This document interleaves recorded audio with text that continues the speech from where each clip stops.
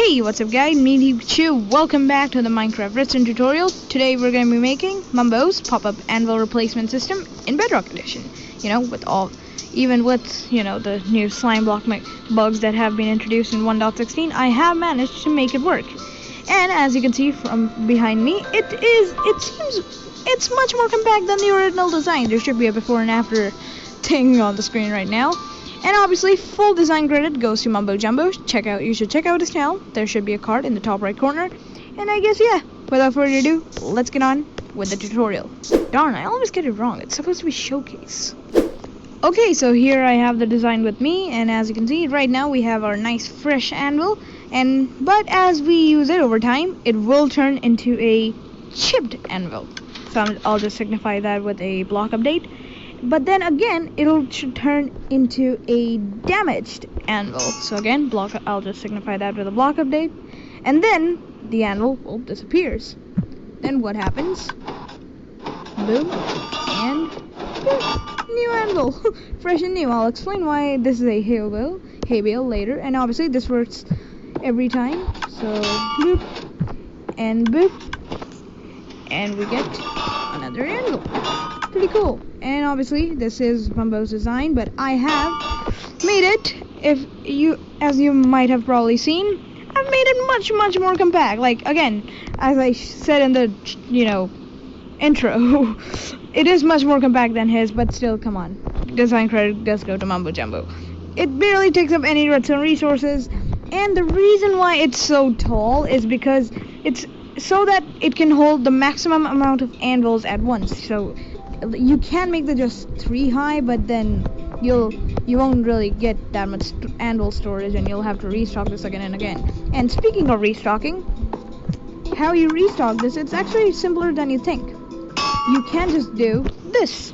While the door is opening, you can just fall down, and nothing really happens to the anvil. As you can see, the anvil has made its way up there, and you're down here.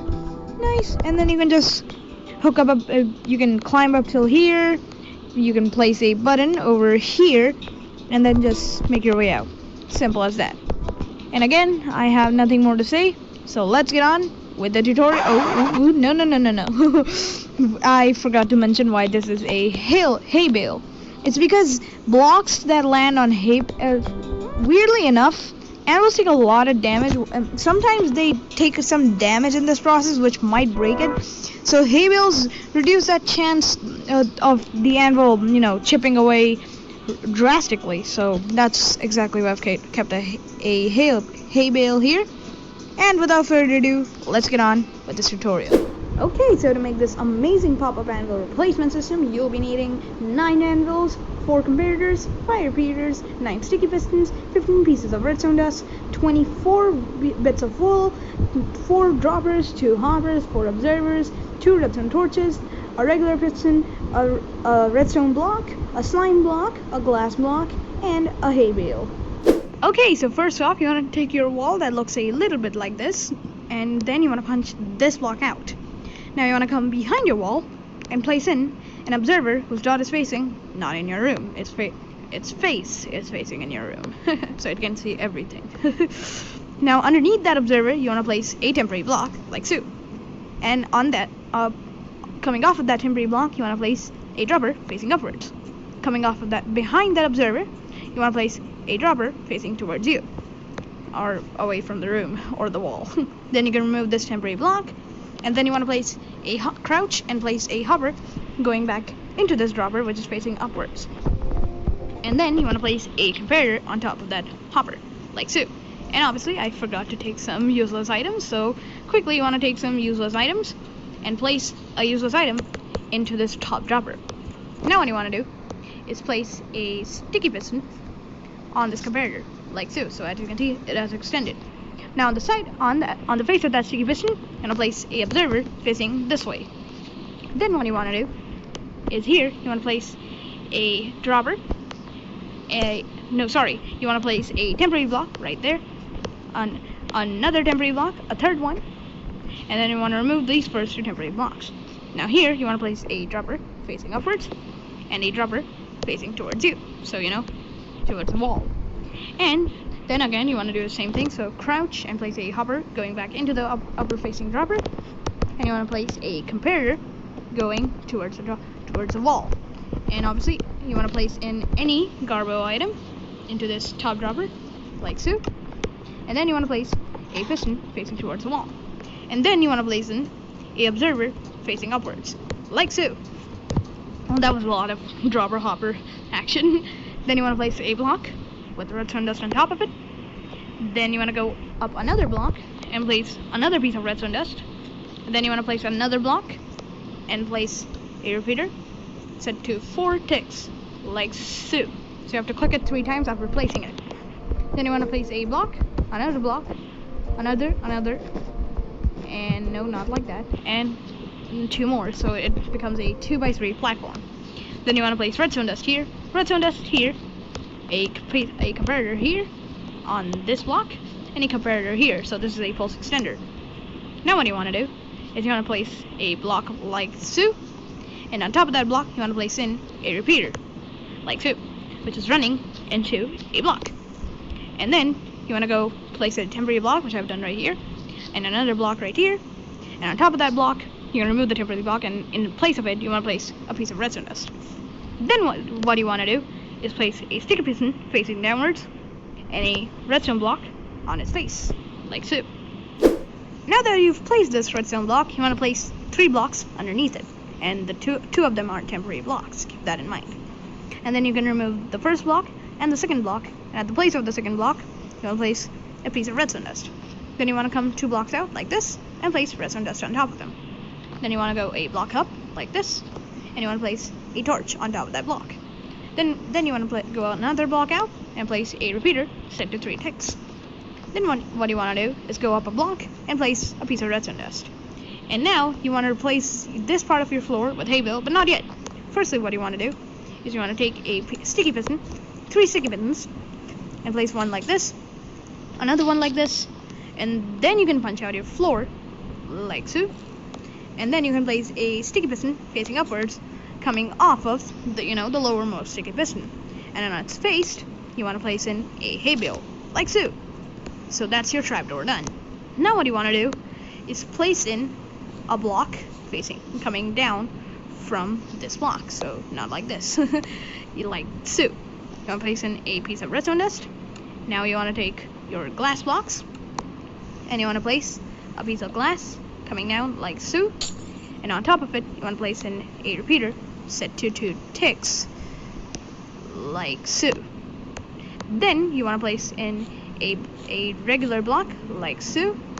You want to place a temporary block, a piece of glass like this, and then you want to place in a piece of redstone dust on top of that glass. Then what you want to do is place in temporary block, regular block, and underneath that temporary block you want to place in a regular block, but we can do that later. So on this block you want to place in a piece of redstone dust, and then on that block, so like so, you want to place in a piece of redstone dust. So we're kind of making a staircase. Then what you want to do is you want to take a sticky piston and place it like so underneath this block, and on its face you want to place in a observer like so. There's a lot of Bowtie Man references. You want to place in a block away from this observer, so and you want to leave a block here, and you want to place a redstone torch right here. Then what you want to do is on this block you want to place in a repeater set to 4 ticks, and then you want to place in a sticky piston facing upwards with a slime block on its face. And now comes the anvil stocking part. And no, I do not know how to. Okay, so you want to place it on top of this torch. You want to place in a sticky piston facing towards the slime block, but a block up, obviously. And then you want to place in all 8 of your anvils. You want to keep one for the end. I'll tell you why. So you want to place in 8, and no, that's not how you crouch. So like so. And once you place that many, you can just place one from here and one from here. So that's your 8 anvils. And finally, you want to place in your anvil on top of this hay bale in front of this observer. And that is your entire design done. So as you can see right now, we have our regular anvil, or our normal run-of-the-mill anvil. And soon it'll become chipped. And then it'll become damaged. And then it'll break. And at that point, this trapdoor opens, an anvil comes out, and boom, fresh and new. We don't have to do anything. And obviously, full design credit goes to Mumbo Jumbo. And I guess it's time for the explanation. Okay, so whenever a new anvil pops up right here, this observer obviously notices the anvil and gives an output to this T flip-flop. Now, in Mumbo's original video, he used 1-tick pulses and observers to, do that. So if I take in another block right here, I'll show you how it worked. So whenever, the observer gave an output, it would give a 1-tick pulse, and thus this observer got pushed out, and nothing would happen, and there would be another sticky piston right here. And that's how he was doing it. So then a new anvil, the observer would be here. A chipped anvil, the observer would be here. No, not like that, like so. It'll give an output, and this observer will be spit out. And by the way, the input for the whole circuit is right here. Then the anvil becomes damaged, so it goes back here, but then again, we don't get any outputs. And then the anvil disappears. That's when this observer comes back here, powers this block, which causes this piston to obviously retract its observer back, like like so, and this block gets powered, and thus the contraption gets activated. Now, obviously, in Bedrock Edition, we don't have sticky pistons spitting out their blocks. So how did I do this? T flip-flops. T flip-flops can kind of do that. So let's say a T flip-flop will give a constant output of on or off. So I've linked this observer up to a T flip-flop. So if I take a redstone block to signify the power on, power off, as you can see, so whenever this observer gives an output, this piston stays extended thanks to the T flip-flop. And then it gives another output. So this observer piston retracts, and it gives an output to another T flip-flop, which causes this piston to extend. Then this observer gives another output, and again the T flip-flop kicks into action. It extends, and then again the piston T flip-flop gives another output thanks to the observer, and then this retracts, contraption activates, and boom, bada bing, bada boom. Okay, that was enough explanation for how the design actually works. So as you can see, we have the T flip-flops doing all the stuff, and inside them we've got trash items, very trash. And when this observer right here is actually facing upwards, so it powers this block and this piece of redstone dust, which goes into a 4-tick delay repeater. Now, if you didn't know, repeaters can convert 1-tick outputs into different tick outputs. So if the repeater was set on 3 ticks, it'll convert that 1-tick output into a 3-tick output. So thus, since this is at 4-tick delay, it's converting the 1-tick output to a 4-tick output. Now what is happening? Am I actually recording this? Yeah. So this is giving that 4-tick output into this 2-comparator pulse extender, which is extending the pulse and making it happen for longer than what was happening before. And obviously, if this was a 1-tick pulse, it would have broken the pulse extender, and it wouldn't have worked. And this pulse extender gives varied redstone signal output, which could have been a problem, but thanks to the repeater, it always gives a redstone output of 15 pulse thing. I forgot what it's called. And obviously, this redstone dust then powers, thus this sticky piston right here extends, and this redstone block comes down to here and powers this piece of redstone dust. Now again, a lot of things happen. Firstly, this torch turns off, so this piston retracts, and 3 ticks later, this repeater turns off, this redstone dust unpowers, and these 2 sticky pistons retract. So both the sticky piston and the hay bale are here, where currently these 2 sticky piston heads are. So we get a trapdoor opening. Nice. And then obviously this pulse goes down, and then we have a 2-tick delay repeater, because we need a bit of delay for all the trapdoor action to happen. And that gets run into a block, and then this redstone line powers, which causes this piston to extend, and this observer to give an output to this block. Now again, 2 things happen. One, this redstone torch quickly powers off and powers on thanks to the 1-tick pulse, and this piston, regular one, quickly retracts and extends, causing a anvil to come here. But the anvil doesn't turn into a block.